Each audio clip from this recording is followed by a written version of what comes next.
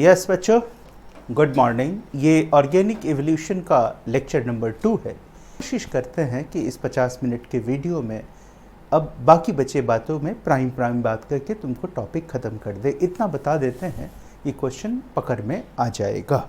देखो, पिछले वीडियो में मैंने तुमको, एक मिनट बेटा टॉपिक लिख दे थोड़ा, जस्ट 1 मिनट।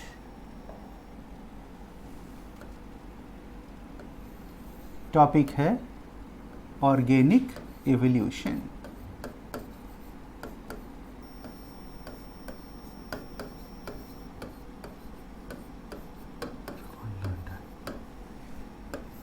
देखो, अब ये थोड़ा इंग्लिश, ये कैपिटल में हो गया, स्मॉल में, खैर क्या फ़र्क पड़ता है। चल, ऑर्गेनिक एवोल्यूशन टॉपिक में हम लोग अब आज पिछले वीडियो में मैंने एविडेंस फ्रॉम पैलियोंटोलॉजी तक करा दिया था, है ना।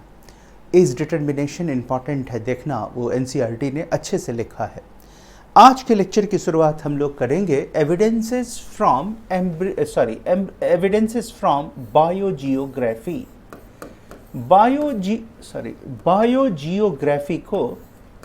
बायोजियोग्राफी को हम लोग हिंदी में जैव वितरण कहते हैं। बायोजियोग्राफी को हिंदी में जैव वितरण कहते हैं। Evidence from biogeography. देखो, A.R. वैलेस को बायोजियोग्राफी का फादर कहते हैं। A.R. Wallace is father of biogeography. Earth पर प्लांट, एनिमल, लिविंग ऑर्गेनिज्म के डिस्ट्रीब्यूशन के स्टडी को बायोजियोग्राफी कहते हैं। अब स्ट्रेट फॉरवर्ड क्रैश है, बहुत कम समय में जो चीज़, जो ऑर्गेनिक एवोल्यूशन 10-11 लेक्चर में ख़त्म होता है, उसको मात्र 50-50 मिनट के 2 क्लास में ख़त्म करना है, तो प्राइम बात करेंगे। अब देखो, A.R. वैलेस ने इसको, अब देखो बायोजियोग्राफी में क्या है, मुद्दा क्या है, सुनो। आज से 375 मिलियन वर्ष पहले जो आज अर्थ के डिफरेंट कॉन्टिनेंट्स को तुम देख रहे हो, ये कॉन्टिनेंट इस तरह से नहीं थे। अर्थ एक कॉमन लैंड मास था। ये अर्थ है, एक कॉमन लैंड मास था, अर्थ था। कहाँ पर था ये अर्थ? ये अर्थ था प्रिमिटिव ओशन में। ये अर्थ प्रेजेंट था आदिम समुद्र में, प्रिमिटिव ओशन में। आदिम समुद्र कहाँ से आया था? ये तो ओरिजिन ऑफ लाइफ में पढ़ते हैं। टाइम होता तो तुमको हम बताते कि कैसे बना था आदिम समुद्र, समुद्र में नमक कैसे आया था, बट क्या कर सकते हैं, मजबूर हैं बेटा, टाइम ही नहीं है। ये देखो, तो 375 मिलियन वर्ष पहले अर्थ एक कॉमन लैंड मास था। इसे पैंजिया कहा गया। ये इंपॉर्टेंट है बेटे नीट के लिए, पैंजिया, ये एक कॉमन लैंड मास था, समझे।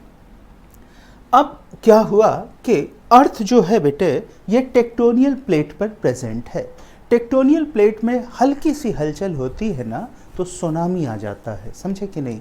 तो उस जमाने में बड़े बड़े टेक्टोनियल प्लेट एक दूसरे से टकराए, जैसे मैसिव एक्सप्लोजन हुआ, समझे।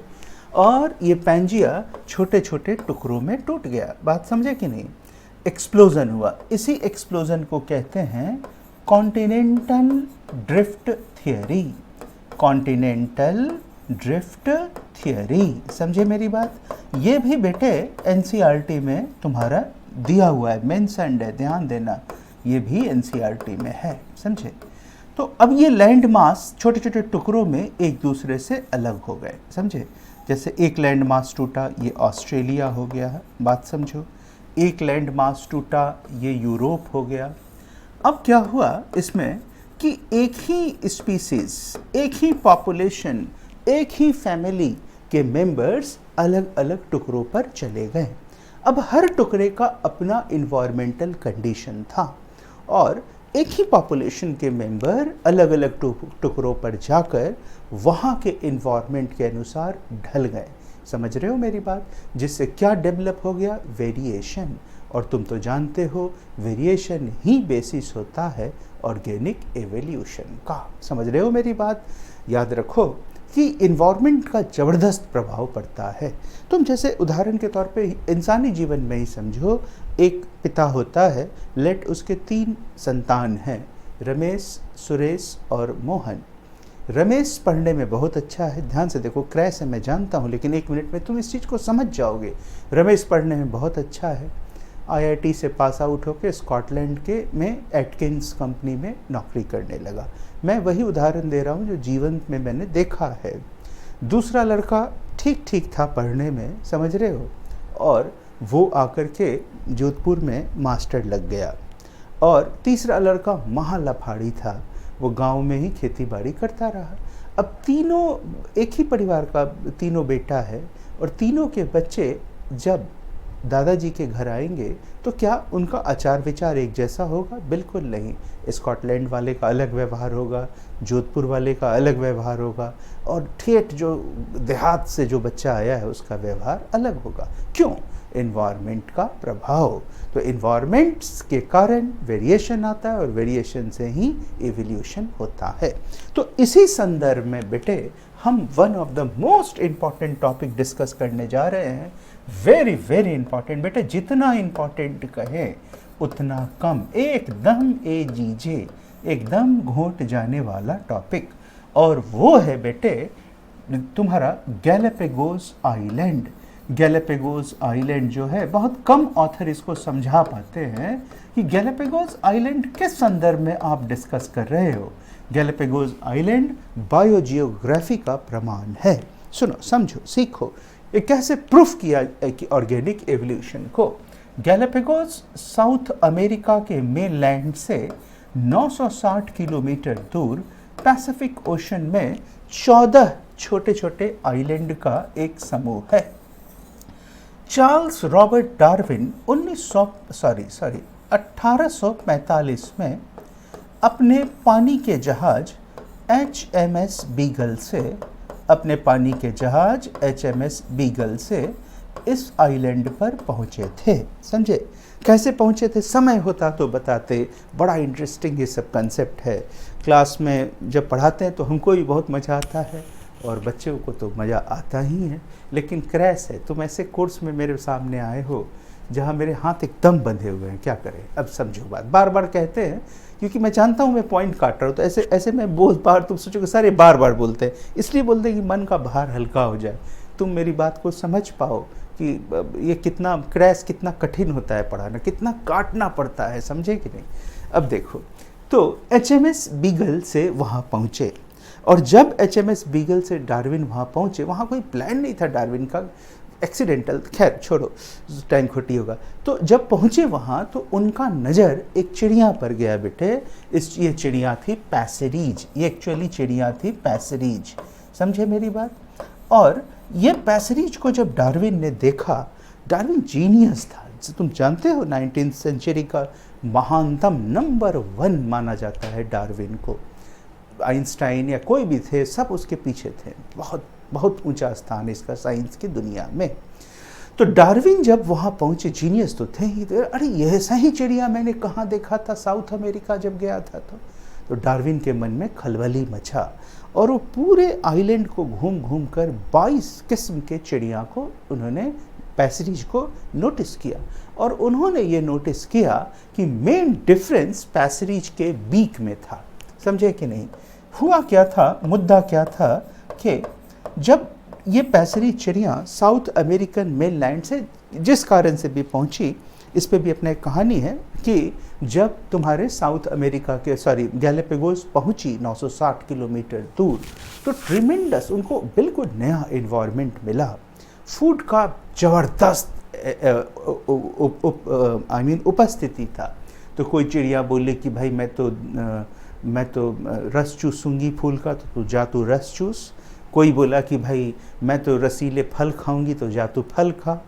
कोई कहा कि नहीं मैं तो नॉन वेज खाऊंगी, मैं तो कीट खाऊंगी, जा तू कीट खा। मतलब समझे, एबंडेंस था फूड का, कंपटीशन कुछ था नहीं। तो अकॉर्डिंगली इवोल्यूशन में चिड़िया का beak according to their diet ये क्या होता चला गया, इवॉल्व होता चला गया। समझ रहे हो मेरी बात? इस तरह से अलग अलग वैरायटी, स्पीसीज तो नहीं कह सकते, अलग अलग वैरायटी के फिंचेस इवॉल्व हो गए। यही तो जैव इवोल्यूशन है, यही तो ऑर्गेनिक इवोल्यूशन है। समझ रहे हो? तो गैलापागोस ने प्रूफ किया कि साहब कुछ भी ये सब स्पेशल क्रिएशन थियरी नहीं है, सब कुछ एक सीक्वेंस के हिसाब से, डिमांड के हिसाब से इवॉल्व हुआ है। और इसी पैसरीज बर्ड को डार्विन के सम्मान में डार्विन फिंच नाम दिया गया। इसे डेविड लैक ने डार्विन फिंच नाम दिया। समझे मेरी बात? ये डार्विन फिंच है, ये पैसरीज बर्ड। अब तुम्हारे नीट के लिए कुछ पॉइंट्स गैलापागोस से बहुत इंपॉर्टेंट हैं। पहला, जो पैसरीज बर्ड थी ये स्मॉल ब्लैक बर्ड थी, स्मॉल ब्लैक बर्ड थी। कौन? पैसरीज। ये स्मॉल ब्लैक बर्ड थी, छोटी काली चिड़िया थी। पैसरीज का इवोल्यूशन देखो, जब पूछेगा डार्विन फिंच का इवोल्यूशन कहाँ हुआ, तो साउथ अमेरिका नहीं बोल सकते आप बोलोगे गैलापागोस पर इवोल्यूशन हुआ था। तो पैसरीज का इवोल्यूशन जो हुआ था वो सीड ईटिंग, ऐसा एनसीईआरटी है, सीड ईटिंग एंसेस्टर से हुआ था, सीड ईटिंग एंसेस्टर से हुआ था। समझे मेरी बात बेटे? और ये बहुत इंपॉर्टेंट है, फुल एनसीईआरटी है, ध्यान देना। गैलापागोस को लिविंग लैब ऑफ इवोल्यूशन कहते हैं, लैब, प्रयोगशाला जैव विकास का, राइट। तो अब क्रैश के हिसाब से जितना मैं बोल सकता था बोल दिया। अब एविडेंसेस टॉपिक से तुम बाहर निकलो और अगले टॉपिक पर आ जाओ। और अगला हमारा टॉपिक बनता है थियरीज ऑफ इवोल्यूशन। अगला टॉपिक हमारा बनता है that is theories of evolution. Evolution के कौन कौन से थियरीज हैं? थियरीज ऑफ इवोल्यूशन, देखो थियरीज ऑफ इवोल्यूशन की हम बात करें तो इसमें क्या क्या बातें चली आती हैं। देखो, गौर करो, सीखो, समझो। थियरीज ऑफ इवोल्यूशन में जो सबसे पहला थियरी आता है ये है लेमार्किज्म। जो सबसे पहला थियरी आता है ये है लेमार्किज्म। लेमार्किज्म को जीन बैप्टिस्ट डी लेमार्क ने प्रपोज किया था। याद रखो, किसी साइंटिस्ट का अगर डेजिग्नेशन दिया हो तो याद रखना है लेमार्क फ्रेंच नेचुरलिस्ट थे। समझे मेरी बात बेटे? अच्छा, इसको ब्लैक से ले लो। लेमार्क फ्रेंच नेचुरलिस्ट थे। लेमार्क जो थे, लेमार्क ने ही शब्द बायोलॉजी को दिया था ट्रेविरेनस के साथ मिलकर। लेमार्किज्म को पॉपुलरली क्या कहते हैं? Inheritance of acquired character.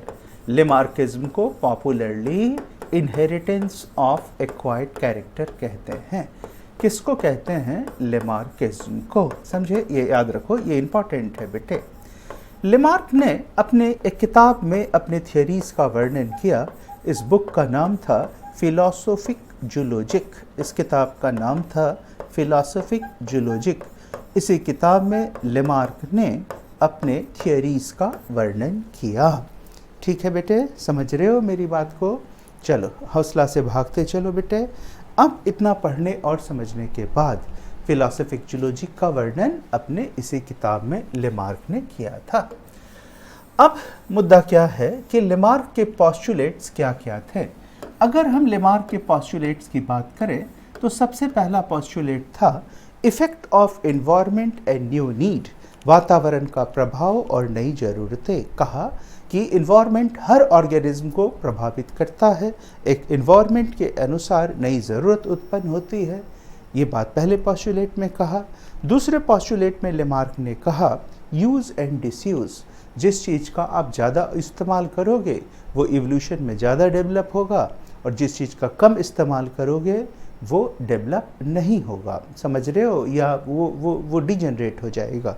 Vestigial organ Lamarck के इस थियरी को सपोर्ट करते हैं। समझ रहे हो मेरी बात? यूज़, लेमार्क ने कहा जैसे वेस्टिजियल ऑर्गन वो ऑर्गन होते हैं, बताए थे, जो नॉन फंक्शनल होते हैं, रूडिमेंट्री होते हैं। तो क्यों नॉन फंक्शनल और रूडिमेंट्री हो गए? क्योंकि ऐसा इसलिए हुआ क्योंकि हमने उसका इस्तेमाल करना कम कर दिया। और भी कई एविडेंस हैं इसके पक्ष में और बोलेंगे तो टाइम खराब होगा। आगे बढ़ो। तीसरा पोस्टुलेट लेमार्क ने दिया इनहेरिटेंस ऑफ एक्वायर्ड कैरेक्टर। एक ऑर्गेनिज्म अपने लाइफ में जो भी कैरेक्टर एक्वायर करता है वो अगले पीढ़ी में ट्रांसफ़र हो जाता है, राइट। इसके पक्ष में और विपक्ष में दोनों प्रमाण हैं। जैसे अगर हम इनहेरिटेंस ऑफ एक्वायर्ड कैरेक्टर के पक्ष में प्रमाण देखें तो जिराफ इसका अच्छा उदाहरण है। जिराफ, हॉर्स, डियर, इन सब के एंसेस्टर एक ही समय में धरती पर आए थे, समझ रहे हो। लेकिन मुद्दा ये था कि जो सबका हैबिटाट एक था, इन्वायरमेंटल डिज़ायर एक था, तो इस रेस में अमूमन हिरन और हॉर्स जीत जाते थे और जिराफ का पूर्वज बेचारा पीछे रह जाता था, मरता क्या ना करता। तो जिराफ जो था बेटे वो अब भूखे तो मरता नहीं, और जो नई कोशिश किया वो मिट गया धरती से। वो अपनी गर्दन को उठा करके थोड़ा स्ट्रेच कर करके थोड़ी ऊंची टहनियों को खाने लगा, जिस पर हॉर्स और डियर कोशिश नहीं कर रहे थे। इस प्रोसेस में जिराफ का गर्दन एवोल्यूशन में बड़ा होता चला गया। तो देखो, ये inheritance of acquired character giraffe के पॉइंट ऑफ व्यू से सही है, लेकिन हर जगह सही नहीं होगा। मसलन कि उदाहरण के तौर पे अब कोई मान लो आदमी पढ़ लिख करके अपने जीवन में बहुत मेहनत करके बहुत बड़ा न्यूरोसर्जन बन जाता है। अमूमन देखोगे कि उसका लड़का महा लफाड़ी पैदा होता है या नहीं होता है पैदा लफाड़ी, तो बाप पर डे इतना पैसा न्यूरोसर्जन कमाता है एक सर्जरी में, इस पैसे देख करके उसका जो लड़का होता है वो बिल्कुल आउ चुप्स वाला हो जाएगा, है ना। आज ये पार्टी, वो डिस्को, फलाना ढिकाना, है ना, एकदम हम अधिकांश जगह देखते हैं बर्बाद ही रहता है बच्चा। तो देखो कहाँ बाप शहर का बेहतरीन न्यूरोसर्जन और कहाँ लड़का महा लफाड़ी आवारा। बात फॉलो कर रहे हो? तो ये कैरेक्टर ट्रांसफ़र थोड़ी हुआ, समझ रहे हो ना कहने का मतलब है। तो आप अपने लाइफ में कोई चीज़, मान लो किसी का हाथ कट गया तो ऐसे थोड़ी उसका बच्चा का भी हाथ कटा हो, समझ गए। चल आगे बढ़ो। चौथा पोस्टुलेट कहा था स्पीसिएशन, यानी कैरेक्टर के पीढ़ी दर पीढ़ी ट्रांसफ़र होने के कारण कैरेक्टर जमा होकर के नई जाति का निर्माण कर देता है। लेमार्क को बैडली क्रिटिसाइज किया था। ओहो, एकदम क्वालिटी बात है। लेमार्क का को क्रिटिसाइज कौन किया था? क्रिटिसिज्म, लेमार्क का क्रिटिसिज्म किया था अगस्त विज़मान ने। महत्वपूर्ण नाम है। इसको क्रिटिसाइज किया था अगस्त विज़मान ने। इसने चूहा की पूंछ को कई पीढ़ी तक काटा, लेकिन किसी भी पीढ़ी में बिना पूंछ वाले चूहा पैदा नहीं हुए, और इस तरह से इसने लेमार्क को एकदम गलत साबित कर दिया। इसके बाद आया नियो लेमार्किज्म।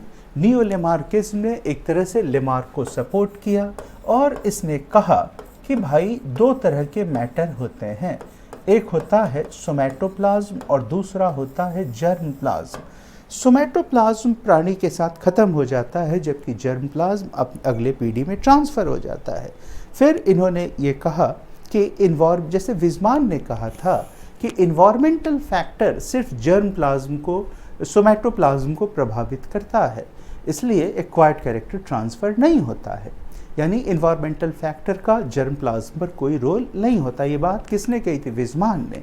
तो नियो लेमार्किस ने विज़मान को गलत साबित कर दिया कि नहीं साहब, इन्वायरमेंटल फैक्टर सोमैटोप्लाज्म को प्रभावित तो करता ही है, साथ साथ जर्म प्लाज्म को भी प्रभावित करता है। और सही भी बात है। हिरोशिमा नागासाकी का केस देखो, एटम बॉम्ब जो अमेरिका ने गिराया था, उसके रेडिएशंस ने जर्म प्लाज्म को प्रभावित किया, तभी तो वो कैरेक्टर पीढ़ी दर पीढ़ी ट्रांसफ़र होता चला गया। तो कुल मिला के यही निचोड़ था, है ना। और समय का अभाव है, इसलिए इसमें और बहुत मज़ेदार बातें हैं, लेकिन I can not do anything. आगे बढ़ते हैं। इसके बाद आ गया बेहतरीन टॉपिक, डार्विनिज्म। ओहो, सच पूछो बेटा तो ये चटकारे ले लेकर मज़े से पढ़ने और चटकारे ले लेकर पढ़ाने का चीज़ है। बच्चे छात्रों को भी क्लास में मज़ा आता है और हमको तो मज़ा आता ही इसको पढ़ाने में। बेहतरीन टॉपिक है, बहुत तसल्ली से पढ़ाने का टॉपिक है। खैर अभी टाइम का अभाव है, ध्यान से देखो। डार्विनिज्म को प्रपोज किया था चार्ल्स रॉबर्ट डार्विन ने। चार्ल्स रॉबर्ट डार्विन जो थे ये इंग्लैंड के नेचुरलिस्ट थे। चार्ल्स रॉबर्ट डार्विन जो थे ये इंग्लैंड के नेचुरलिस्ट थे। He was naturalist of England, British naturalist थे, राइट। डार्विन अपने जीवन काल में 1831 से लेकर 1836 तक अपने पानी के जहाज HMS बीगल से विश्व के अनेक हिस्सों का भ्रमण किए थे, राइट। और डार्विन ने अपने यात्राओं का वर्णन अपनी किताब a naturalist voyage around the world में किया था। डार्विन ने I mean to say natural selection के बारे में काफ़ी कुछ बताया, अभी बताते हैं छोटे शॉर्ट फॉर्मेट में ही सही। डार्विन की तरह ही एक और साइंटिस्ट थे AR वैलेस, ये नाम NCERT में है।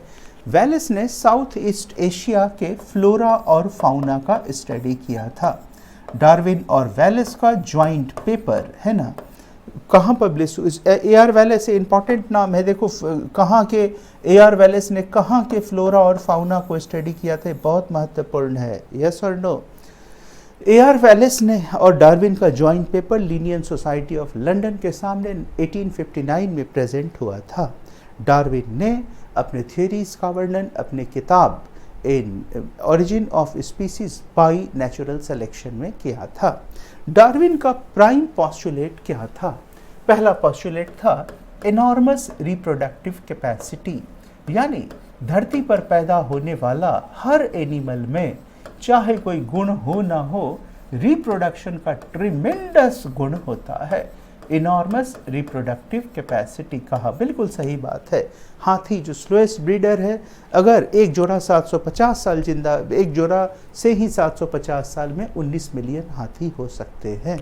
तो सोचो जो स्लोएस्ट ब्रीडर है उसका ये रफ्तार है, और इनॉर्मस रिप्रोडक्टिव कैपेसिटी के ही तुम्हारे हम और तुम हैं। Are you getting honour? हम तो कम, मेरी तो ज़िंदगी निकल गई, तुम लोग को बहुत कठिन दौर से गुजरना पड़ रहा है।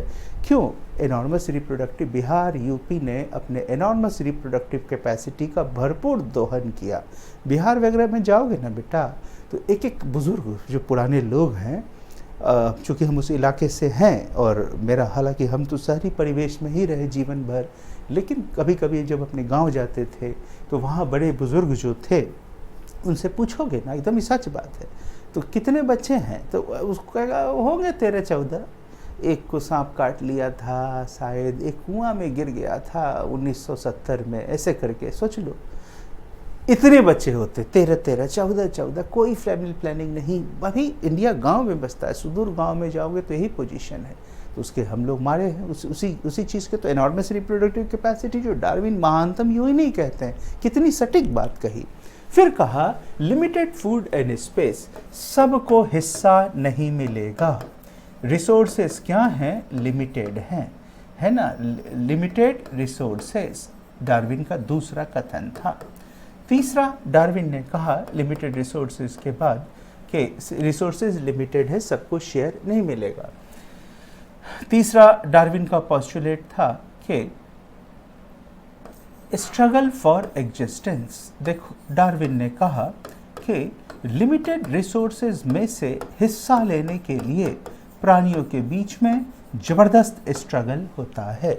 ये स्ट्रगल 3 तरह का होता है, इंटर स्पेसिफिक, इंट्रा स्पेसिफिक, और आई मीन टू से struggle in between organism and environment. इसमें सबसे मैसिव स्ट्रगल है एक ही जाति के बीच वाला, इंट्रा स्पेसिफिक। जैसे मान लो कोई वीडियो कोई लड़की देख रही है सुलेखा, और वीडियो कोई लड़का देख रहा है पवन, एक हम बात कह रहे हैं, तो कंपटीशन नीट के सीट के लिए सुलेखा और पवन के बीच में होगा, न कि सुलेखा और चिंपैंजी के बीच में, समझ रहे हो? इसलिए सबसे मैसिव कंपटीशन इंट्रा स्पेसिफिक होता है। इंटर स्पेसिफिक 2 डिफरेंट जाति के बीच में संघर्ष। जैसे ऐसे देखोगे झारखंड में का न्यूज़, हम तो उधर के इलाके के हैं इसलिए अक्सर अपने इलाके का न्यूज़ देखते हैं, तो उसमें अक्सर ऐसा खबर आता है कि रांची से 80 किलोमीटर दूर तिनपोलिया गांव में हाथियों के झुंड का हमला, 17 आदिवासियों को कुचला, समझ रहे हो, अधिकांश घर तबाह, फसलों को भी रौंद डाला, गर्भवती महिला और नवजात बच्चों को आश्चर्यजनक रूप से छोड़ा, है ना, हाथी, यहाँ तक कि हाथी ने वृद्धों को भी कुचल के मारा। ये क्या है? ये स्ट्रगल है हाथी और इंसान के बीच में। हम उसके घर में घुस करके मॉल बना रहे हैं, सड़क बना रहे हैं, तो वो तो प्रतिकार करे, मतलब प्रतिकार बहुत शुद्ध हिंदी हो गया, वो तो रिएक्ट करेगा ना बेटा। तो ये चीज़ है। चलो आगे बढ़ो। स्ट्रगल फॉर एग्जिस्टेंस के बाद चौथा चला आता है, इसको कहते हैं वेरिएशन। इसमें डार्विन साहब ने ये कहा कि भाई ये जो स्ट्रगल होता है इस दौरान प्राणियों में कई तरह के नए कैरेक्टर डेवलप होते हैं जिससे वेरिएशन होता है। डार्विन ने कहा कि सिर्फ यूज़फुल और कंटिन्यूअस वेरिएशन ही पीढ़ी दर पीढ़ी ट्रांसफ़र होता है। डार्विन साहब ने ये कहा कि डिसकंटिन्यूअस और यूजलेस वेरिएशन का कोई रोल नहीं होता है एवोल्यूशन में। यानी डार्विन ने सिर्फ यूज़फुल वेरिएशन को माना और उन्होंने डिसकंटिन्यूअस वेरिएशन को स्पोर्ट्स कहा। इसके बाद फिर डार्विन ने बात की नेचुरल सिलेक्शन की। हो यही तो जान है नेचुरल सिलेक्शन की। डार्विन ने बात की, क्वालिटी बात है ये नेचुरल सिलेक्शन। डार्विन ने कहा कि किसी आबादी में से नेचर उसी को चुनता है जिसमें यूज़फुल वेरिएशन प्रेजेंट होते हैं। बात सही भी है। मान लो एक क्लासरूम में अगर हम पढ़ाते हैं लेट, अभी तो इसकी पिछले साल तक तो जैसे एक एक बैच में 150 बच्चे 100 बच्चे बैठे हुए हैं हिंदी मीडियम वाले में। मैं एज ए टीचर बखूबी जानता हूँ कि इसमें कौन बच्चा सेलेक्ट होगा, कौन सेलेक्ट नहीं होगा, कौन पढ़ रहा है, कौन टाइम पास कर रहा है, कोई और किसी वजह से कोचिंग आया हुआ है, कौन खाली इधर उधर झांक झोंक कर रहा है। वो मास्टर को सब पता चल जाता है, क्योंकि हर बच्चा, इसमें कोई बुराई नहीं बेटा, ये सब तो बकवास बातें होती है। वो तो कहने को हम लोग कहते हैं ध्यान दो पढ़ाई पे, सब बच्चे पढ़ो, मन लगाओ, ऐसे खर उधर कहाँ देख रहा है, ए लड़की तुम उधर कहाँ देख रही हो, है कि नहीं। तो ये तो एज ए टीचर हम हैं तो क्लास में खड़े हैं तो बोलना मेरा फ़र्ज है, लेकिन हम अच्छी तरह जानते हैं और ये नेचुरल भी है कि सबको पढ़ने में मन नहीं लग रहा है, क्योंकि हर आदमी एक एनवायरनमेंट में एक समान एडेप्टेड हो ही नहीं सकता। और वही आदमी, वही बच्चा किसी दूसरे इन्वायरमेंट में डाल दो। लेट कोई शेखर नाम का लड़का है, महा लफाड़ी है, उसको एकदम ज़बरदस्ती पापा मम्मी डॉक्टर बनाने पे तुले, उसको कोई मन ही नहीं लगता है। उसका मन क्या चीज़ में लगता है? लेट उसका मन लगता है एनिमेशन बनाने में। अब उसको एनिमेशन वाला पढ़ाई कराओ तो उसको खूब मन लगेगा, तो वहाँ के इन्वायरमेंट के अनुसार वो बहुत सूटेड है। समझ रहे हो मेरी बात को? तो यही बात डार्विन ने कही थी। और इसी में एक शब्द आता है सर्वाइवल ऑफ फिटेस्ट। याद रखो, सर्वाइवल ऑफ फिटेस्ट से डार्विन साहब का कोई लेना देना नहीं था। सर्वाइवल ऑफ फिटेस्ट से डार्विन साहब का कोई लेना देना नहीं था। एक थे हर्बर्ट स्पेंसर, ये ज़बरदस्ती टांग अड़ाए। हर्बर्ट स्पेंसर थे, ये ज़बरदस्ती टांग अड़ा दिए और लगे बोलने की साहब सर नेचुरल सिलेक्शन। डार्विन को सर्वाइवल ऑफ फिटेस्ट शब्द से कोई लेना देना नहीं था। इसके बाद डार्विन का अगला जो दो पोस्टुलेट था वो था इनहेरिटेंस ऑफ एक्वायर्ड कैरेक्टर, वही लेमार्क वाला, और स्पेसिएशन। समझे बच्चों? अब डार्विन के पक्ष में और विपक्ष में प्रमाण पढ़ना है। सबसे पहले डार्विन के विपक्ष में प्रमाण, postulate against Darwinism. Postulate against Darwinism कि डार्विन के विपक्ष में कौन कौन से प्रमाण हैं। पोस्टुलेट्स अगेंस्ट डार्विनिज्म, है ना। अब देखो, सबसे पहला पोस्टुलेट डार्विन के अगेंस्ट गया। डार्विन खूब चिल्लाए अपने थियोरी में वेरिएशन वेरिएशन वेरिएशन, लेकिन कहीं भी डार्विन साहब ये ना बता पाए कि वेरिएशन का वजह क्या है। समझ रहे हो? तो ये बहुत क्यों डार्विन साहब के जिस समय आए, है ना, वो no doubt Darwin was greatest of great, but उस समय मेंडल तो आए भी नहीं थे अस्तित्व में, पैदा भी नहीं हुए थे बेटा। तो जेनेटिक्स का ABC तो हम इंसानों ने तब सीखा जब मेंडल साहब आए, मेंडल ने अपना थियरी दिया था, तब जेनेटिक्स के बाद। तो बेचारे डार्विन कहाँ से कुछ बोल पाते इस बारे में। इसलिए हालांकि फेलियर में तो आएगा ही, वो ये ना बता पाए वेरिएशन का क्या कारण है। डार्विन ने कहा कि सिर्फ यूजफुल वेरिएशन इनहेरिट होते हैं, तब तो हम में वेस्टिजियल ऑर्गन इनहेरिट होना ही नहीं चाहिए था। कई एनिमल्स में ओवर स्पेशलाइज्ड ऑर्गन होते हैं, वो यूजफुल वेरिएशन नहीं है। आयरलैंड के 12 सिंगे का सींग बहुत बड़ा होता है, समझ रहे हो कि नहीं। तो इवोल्यूशन के प्रोसेस में आयरलैंड के 12 सिंगे का सींग बहुत बड़ा हो गया, तो ये यूजफुल वेरिएशन नहीं था। अब तुम कहोगे सर क्या बकवास पढ़ा रहे हैं, ये बड़ा सींग होना तो यूजफुल वेरिएशन है, तुम समझे नहीं। मान लो तुम सड़क से जा रहे हो, खूब बड़े सींग वाली गाय आ रही है, तो तुमको डर लगेगा, डरना भी चाहिए। पशु पशु होता है, मार के पेट फाड़ देगी बड़े सींग से, डरना भी चाहिए। बात फॉलो कर रहे हो कि नहीं? तो हम डर जाएंगे उस गाय के बड़े सींग से। तो आयरलैंड का जो बारहसिंगे था उसका बहुत बड़ा सींग था, तो उस सींग से का एडवांटेज तब होता ना जब दूसरे बारहसिंगे का सींग छोटा होता। समझे नहीं बात?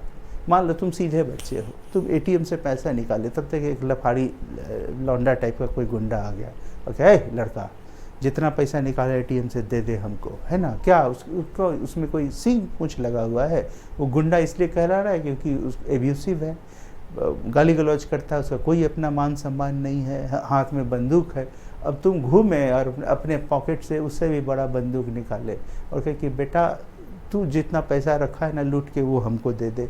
समझ रहे हो? तुम डरोगे? नहीं डरोगे क्योंकि तुम्हारे पास ही बंदूक है। तो डरेगा वो आदमी ना जो सीधा साधा सज्जा, जो आम आदमी है, सज्जन आदमी है, वो दे दे, ले जा भाई पैसा, क्यों? उसके पास बंदूक नहीं है। बात समझ रहे हो ना? तो हम एडवांटेज तो तब मिलेगा ना जब दूसरे का सींग छोटा होता। तो आयरलैंड के बारहसिंगे का सींग का इनहेरिटेड होना यूजफुल वेरिएशन नहीं था, तो डार्विन के अनुसार तो इसको इनहेरिट नहीं होना चाहिए था। आई होप कि तुम समझ पा रहे होगे। क्या कर सकते हैं, आगे बढ़ो। अब पोस्टुलेट जो Darwin, evidence in support of Darwin. Darwin के सपोर्ट में कौन सा एविडेंस जाता है? डार्विन के सपोर्ट में जो एविडेंस गया इसमें आता है, ओहो हो, नेचुरल सिलेक्शन। ये तगड़ा टॉपिक है, बहुत तसल्ली से धीरे धीरे पढ़ाने का ये टॉपिक है, और इसमें हम सीधे काट के मेन पॉइंट पे आ जाते हैं, और वो हमारा टॉपिक बनता है इंडस्ट्रियल मैनालिज्म। क्वालिटी टॉपिक है इंडस्ट्रियल मैनालिज्म, बहुत बहुत बहुत अच्छा टॉपिक है, एकदम ध्यान देना, ये नीट के लिए ज़बरदस्त टॉपिक है। मेरा काम ये बताते हुए आगे बढ़े, ये वेरी वेरी इंपॉर्टेंट है, यानी एकदम घोंट जाने वाला टॉपिक है। सुनो, इंग्लैंड के औद्योगिक क्षेत्र में इंडस्ट्रियल इवोल्यूशन के पहले ओक ट्री पर, है ना, लाइकन उगा करते थे। इंग्लैंड में इंडस्ट्रियल इवोल्यूशन के पहले, समझे मेरी बात? इस लाइकन पर, उस लाइकन में छिप करके दो तरह के मोथ रहा करते थे।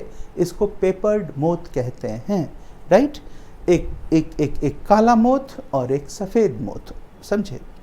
तो जो सफ़ेद मोथ था वो लाइकन से उसका कलर रिजेंबल करता था, और वो बड़े आसानी से उसमें छिप कर रहता था, और परभक्षी चिड़िया के द्वारा देखा नहीं जा सकता था। लेकिन समय एक समान नहीं होता है, वक्त ने पलटा खाया, समझो बात? तो और उस इसलिए ऐसे समझो कि जो सफ़ेद वाला मोथ था उसको एडवांटेज था और उसकी संख्या इसलिए डोमिनेंट थी, जबकि बेचारा जो कालिया मोथ था वो बड़े आसानी से देख लिया जाता था। किसके द्वारा? परभक्षी चिड़िया के द्वारा, क्योंकि कलर कॉन्ट्रास्ट था लाइकन से, इसलिए बेचारे शिकार हो जाते थे, उनका नंबर कम था। लेकिन जैसा मैंने कहा, वक्त एक समान नहीं होता बेटा, वक्त पलटा खाया। इंग्लैंड में क्या हुआ? इंडस्ट्रियल रिवोल्यूशन हुआ, नए नए इंडस्ट्रीज़ आए और इन्वायरमेंट एक बारगी पल्यूटेड होने लगा, और लाइकन का कलर भी पल्यूटेड हो गया, यानी काला पड़ गया। अब उल्टा हो गया, अब कालिया का दिन फिर गया, है ना?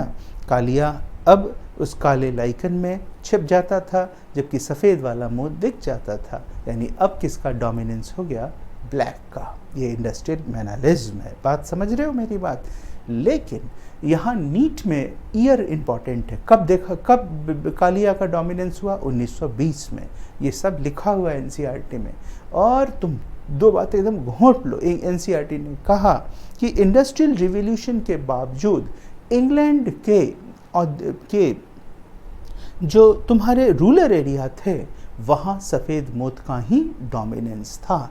ये बात कही गई। दूसरी बात ये कही गई, क्या कही गई? कि साहब जो किसी भी फॉर्म में, चाहे आई मीन टू से इवोल्यूशन, इंडस्ट्रियल रिवोल्यूशन के पहले या इंडस्ट्रियल रिवोल्यूशन के बाद, किसी भी फॉर्म के मोथ का कंप्लीट डिसअपियरेंस नहीं हुआ था। समझ गए बच्चों? तो ये चीज़ें हैं, और भी बहुत उदाहरण है, sickle cell anaemia and malaria, entomophily वगैरह वगैरह, which we cannot afford in crash course. आगे बढ़ जाओ। तो ये इंडस्ट्रियल मैनालिज्म बहुत इंपॉर्टेंट था, इस पर तुमको ध्यान देना चाहिए, राइट बेटा? तो ये डार्विन की कहानी, जो मेन प्राइम बात था वो मैंने तुमको बता दिया। बहुत इंपॉर्टेंट है वैसे डार्विन। डार्विन के बाद अब आता है मुद्दा तुम्हारा, आई मीन टू से नियो डार्विनिज्म। याद रखो, ना तो डार्विन नियो डार्विनिज्म जाने के पहले चलाता है म्यूटेशन थियरी। काफ़ी क्वालिटी टॉपिक है। म्यूटेशन थियरी को किसने दिया था? म्यूटेशन थियरी को देने वाले साइंटिस्ट थे ह्यूगो डिवरीज। ह्यूगो डिवरीज ने म्यूटेशन थियरी को दिया था। ह्यूगो डिवरीज साहब ने म्यूटेशन थियरी को दिया था। ह्यूगो डिवरीज साहब ने म्यूटेशन थियरी में क्या कहा कि म्यूटेशन इज डिसकंटिन्यूअस। क्या किया देखो, ह्यूगो डिवरीज ने एक प्लांट पर अपना एक्सपेरिमेंट किया था। इस प्लांट का नाम था ओइनोथेरा लेमार्कियाना। इस प्लांट का नाम था ओइनोथेरा लेमार्कियाना। इसी प्लांट पर डिवरीज साहब ने अपना प्रयोग किया था। इसी को कहते हैं हिंदी में इवनिंग प्रिमरोजेस। यही प्लांट इवनिंग प्रिमरोजेस कहलाता है। यही प्लांट इवनिंग प्रिमरोजेस कहलाता है। इसी पर डिवरीज साहब ने अपना प्रयोग किया था। अभी देखते जाओ कि अब डिवरीज ने अपने प्रयोग में देखा कि मात्र तीसरे जनरेशन में ही उन्होंने इस प्लांट के बीच में सेल पॉलिनेशन कराया, और सेल पॉलिनेशन के कारण मात्र तीसरे जनरेशन में ही उनको एक पूरी तरह से डिफरेंट प्लांट देखने को मिला, जिसे इन्होंने नाम दे दिया ओइनोथेरा गिगास। इस प्लांट का नाम डिवरीज साहब ने ओइनोथेरा गिगास दे दिया, जो कम्प्लीटली डिफरेंट प्लांट इनको दिखाई दिया था। ओइनोथेरा गिगास, समझ रहे हो मेरी बात? राइट बेटा? अच्छा, तो और डिवरीज ने धज्जियाँ उड़ा दी, किसकी? लेमार्क की और डार्विन की। एक मिनट जरा पानी पी ले बेटा। जिंदगी का सफर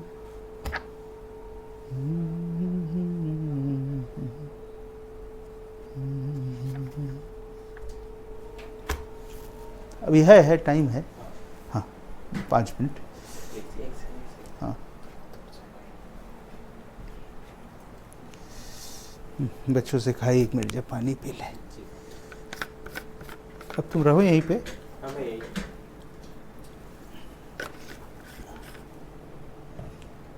हाँ कुछ कह रहे हैं क्या? हाँ तो बेटा यहाँ तक पहुँच गए ओइनोथे। अब इसने धज्जियाँ उड़ा दी, किसकी? लेमार्क की और डार्विन की। कैसे? देखो, डिवरीज ने कहा कि evolution is a discontinuous and jerky process. क्या बोला?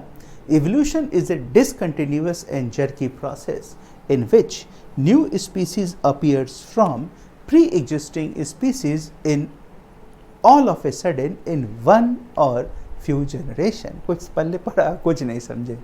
इसने कहा, हिंदी वाले बच्चे, कि जैव विकास एक असतत प्रक्रिया, झटकेदार प्रक्रिया है, जिसमें नई जाति की उत्पत्ति पूर्व स्थित जाति से अचानक ही एक या कुछ पीढ़ी में हो जाता है।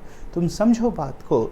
डार्विन और लेमार्क क्या कहे थे कि इवोल्यूशन ग्रेजुअल प्रोसेस है, लाखों करोड़ों साल में नई जाति की उत्पत्ति होती है।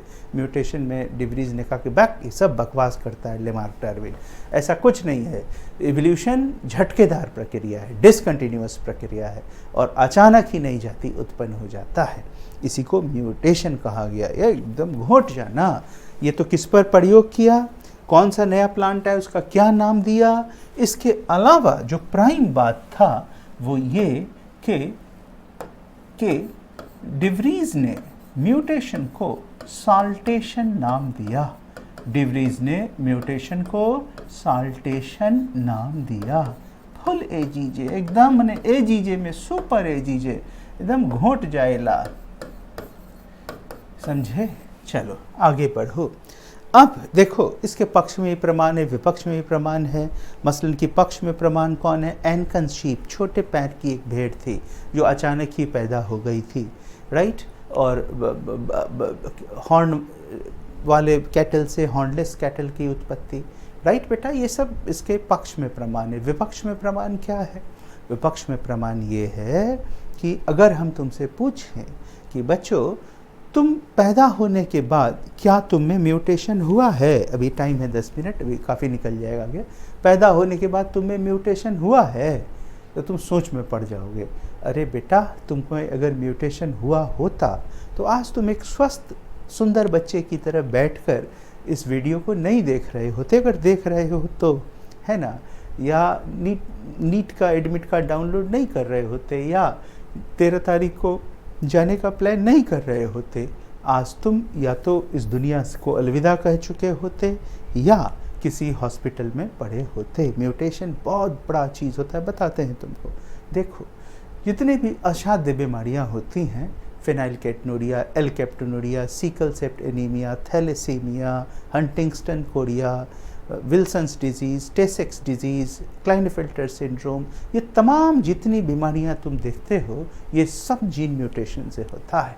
यानी जीन म्यूटेशन अगर, और कैंसर क्या है, प्रोटोन को जी म्यूटेशन ही तो हो जाता है बेटे। तो म्यूटेशन कोई छोटा मोटा चीज़ नहीं होता है, समझे। और अधिकांश म्यूटेशन हानिकारक होता है, समझ रहे हो।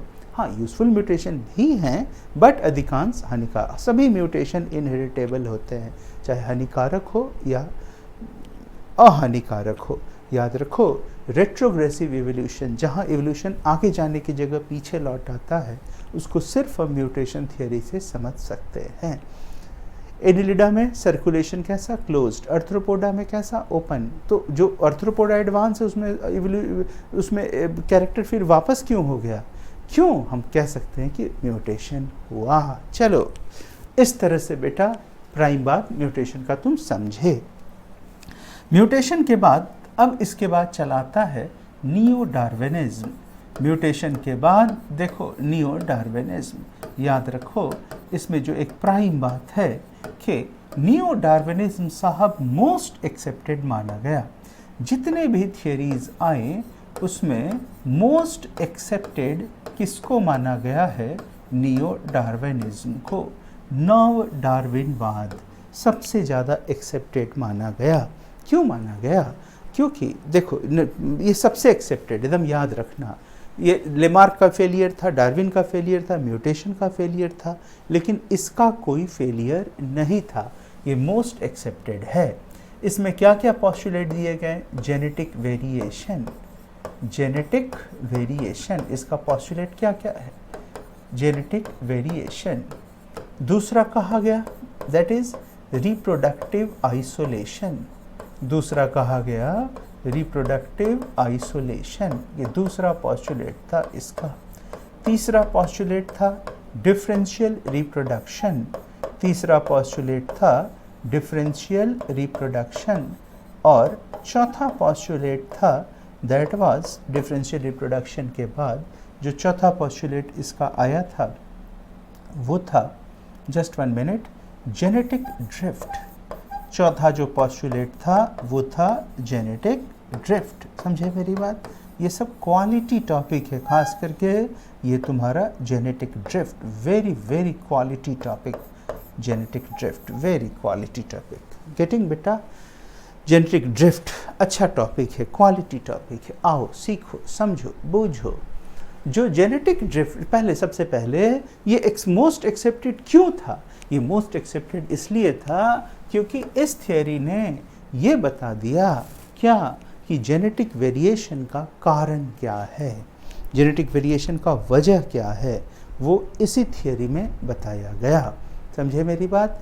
और एक चीज़ और गौर करने वाली बात है, इसी थियोरी में ये बता दिया कि भाई वेरिएशन का वजह क्या है, कारण क्या है। इसलिए वेरिएशन का कारण क्या होता है? Gene mutation, recombination of genes.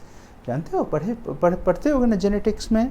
हम दो भाई बहन एक दूसरे से क्यों अलग है? नहीं देखते हो समाज में कि दो सगे भाई हैं, एक देखोगे बहुत ही अच्छा, बढ़िया, पढ़ने लिखने में अच्छा, संस्कार में अच्छा, और दूसरा आले दर्जे का छटा लफाड़ी, है ना।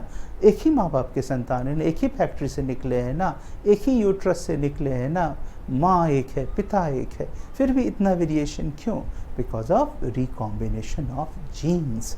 हम में बच्चों ना जाने कितने पीढ़ियों के जीन्स होते हैं, कितने पीढ़ियों के जीन्स, समझ रहे हो। और मैटरनल साइड से 50% जीन आता है, उसको हम लोग उसका मैं कहूँ बिल्कुल कि उसका हम लोग वैल्यू ही नहीं करते, हम सिर्फ पैटर्नल वाले जीन्स को ही कंसिडर करें कि अरे ये तो अपने चाचा की तरह लग रहा है, अरे देखो ना अपने ये बिल्कुल अपने दादा की तरह, जो भी तुम कहते हो बाबा दादा दादा की तरह है ना। कोई सुन बहुत ऐसा रेयरेस्ट ऑफ रेयर सुनोगे, अरे कोई कहता है अरे ये तो अपने नाना की तरह दिख रहा है, अरे ये तो अपने मामा की तरह दिखता है, या ऐसा हम नहीं कहते, अरे ये तो अपनी मौसी की तरह, जबकि वो भी जीन्स 50%। ओहो मैं टॉपिक उलझ गया, टॉपिक दूसरे, खैर टाइम कम है बेटा, हम क्या करें, ठीक है ना, समझे ना। तो वो तो कहने का मतलब है कि कई, जैसे हम अपने ही भाई से हम कोई अलग जीन्स ले सकते हैं, बात फॉलो कर रहे हो, अपने ही भाई से मेरा जीन्स डिफरेंट हो सके क्योंकि हम में जो सेटअप आया वो डिफरेंट था, बात समझ रहे हो। जैसे एक मैं अपनी ही बात करूँ, हम सगे दो भाई हैं, तो मेरा छोटा भाई स्कॉटलैंड में इंजीनियर है, समझे कि नहीं, तो वो आईआईटी से पास आउट है, तो उसका टेक्निकल चीज़ों में बहुत रुझान था। अब देखो एक ही माँ बाप की संतान है, जबकि मुझसे कील भी नहीं ठोका जाएगा, जबकि मुझे लिखने में बहुत, जैसे क्वेश्चन बनाना, कोई चीज़ लिखना मुझे बहुत पसंद था, है ना, इसलिए अब मेरा किताब सब का ये किताब आएगा बाज़ार में। तो कहने का मतलब है अब वो सही रूप लिया जब मैं 52 साल का होने जा रहा हूँ, खैर, लेकिन वो आदत था तो आज उसका रूप ले रहा है। तो नहीं समझे, हम अपना कोई यहाँ पांडित्य नहीं झाड़ रहे हैं, हम ये कहना चाह रहे हैं कि दो सगे भाई भी कैरेक्टर में डिफरेंट है बिकॉज रिकॉम्बिनेशन ऑफ जीन्स। एक देखोगे एकदम कालिया टाइप का, एक फेयर कॉम्प्लेक्शन का है, एक बिल्कुल लंबा है, एक बिल्कुल ठिगना सा है, समझ रहे। तो ये बात बता दिया कहाँ, न्यू डार्विनिज्म में, इसलिए ये मोस्ट एक्सेप्टेड थियरी माना गया, किसका, इवोल्यूशन का, ये सबसे एक्सेप्टेड थियरी था। दूसरा जो इसका पॉस्टुलेट था वो था रिप्रोडक्टिव आइसोलेशन। इसमें यह कहा गया कि कुदरत कभी नहीं चाहता है कि दो नज़दीकी जातियों के बीच में किसी भी तरह से कॉपुलेशन हो, कभी नहीं चाहेगा नेचर, नेवर नेवर, समझे। नेचर ऐसा क्यों नहीं चाहता है कि मान लो बेटा, सपोज उदाहरण के तौर पे हॉर्स और डियर के बीच में कॉपुलेशन होता, हम बात कह रहे हैं हॉर्स और डियर के एंसेस्टर के बीच में, तो हॉर्स के दौड़ने वाला कैरेक्टर किस में चला जाता, हॉर्स और जिराफ के पूर्वज में, जिराफ में, और जिराफ के लंबे गर्दन वाला कैरेक्टर किस में आने लगता, हॉर्स में। तो ना हॉर्स भी ख़त्म हो जाता, जिराफ भी ख़त्म हो जाता। तो इसी को कहते हैं रिप्रोडक्टिव आइसोलेशन। कुदरत अलाउ नहीं करता है दो जाति के बीच में कॉपुलेशन को, दो नज़दीकी जाति के बीच। कुदरत कभी गोरिल्ला और चिंपैंजी के बीच में कॉपुलेशन नहीं कराने देगा। और देखते हो, तुम पढ़े होगे फर्टिलाइजिन एंटी फर्टिलाइजिन वाला, एक जाति का फर्टिलाइजिन अपनी ही जाति के एंटी फर्टिलाइजिन को अट्रैक्ट करता है। कितना चालाकी, कितना बैरियर, नेचर ने इतनी सुरक्षा क्यों बढ़ती है, ताकि गड़बड़ झाला ना हो जाए। दो नज़दीकी जाति के बीच में अगर कॉपुलेशन हो भी गया तो फर्टिलाइजेशन नहीं होने देगा। तो तुम्हारे मन में तुरंत हिट करेगा कि दे सर तो ऐसा ही कहते हैं, म्यूल भी तो है, हिनी भी तो है। अरे म्यूल हिनी इंसान ने ज़बरदस्ती कराया है। बहुत सारे साइंटिस्ट ऐसे हैं, देखोगे सब यूं ही बैठे, क्या है तो साइंटिस्ट में कोई काम ही नहीं, तो क्या करता है, इजी काम है, उसका अंड लो, उसका शुक्राणु लो, मिलाते रहो, है ना, ताकि पता चले कुछ काम कर रहे हैं। तो इसी में म्यूल हो, ह्यूनी बन गया। तो लेकिन देखो नेचर एक कदम आगे है, वो दोनों स्टेराइल है, वो जो बच्चा पैदा नहीं कर सकता। तो रिप्रोडक्टिव आइसोलेशन ये एक और पॉस्टुलेट दिया, राइट। तो अब अगले वीडियो में आते हैं और अगले वीडियो में इसको ख़त्म कर देंगे हम इवोल्यूशन को। डिफरेंशियल रिप्रोडक्शन और जेनेटिक ड्रिफ्ट, उसमें हम तुमसे डिस्कस करेंगे।